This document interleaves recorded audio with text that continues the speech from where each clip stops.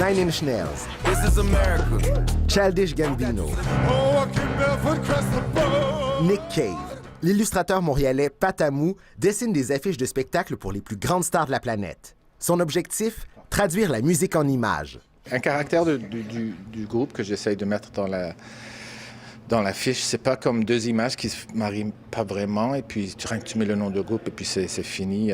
Souvent, ce sont les maisons de disques et la gérance qui contrôlent l'image des groupes. Mais certains artistes insistent pour être impliqués directement.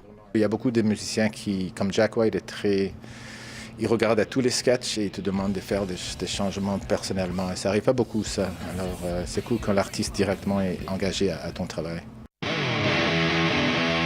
Le virage numérique n'a pas diminué la popularité des posters musicaux.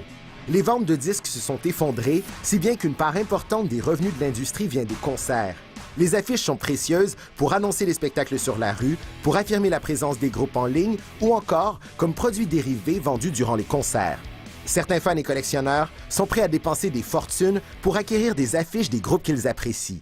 Et parce qu'on n'arrête pas le progrès, il y a même maintenant des applications qui permettent de voir les affiches en réalité augmentée. Énormément des revues. L'organisme Arc Montréal archive de nombreuses affiches de groupes et d'artistes locaux. Très important, pas juste comme une œuvre, comme une image, mais comme une source d'information. Surtout dans notre milieu de la musique et de l'art, de la culture un peu underground, un peu sur les marges. Parfois, la seule trace d'une activité, une exposition, d'un concert qui existe est un tract ou une affiche qu'on peut retrouver. En réaction à la démocratisation des outils d'impression et de dessin informatique, on assiste depuis une dizaine d'années à une renaissance des affiches artisanales, sérigraphiées ou faites à la main. La création d'affiches permet aux artistes d'expérimenter et de bonifier leurs pratiques. C'est le cas de Jason Cantoro, un artiste montréalais qui connaît un succès croissant. À force d'apprendre comment faire toute la belle sérigraphie avec sa pratique d'affiches, mais là, il s'est mis à commencer à faire des œuvres. C'est de l'expérience, c'est de la pratique. Ils peuvent jouer avec toutes sortes de formes.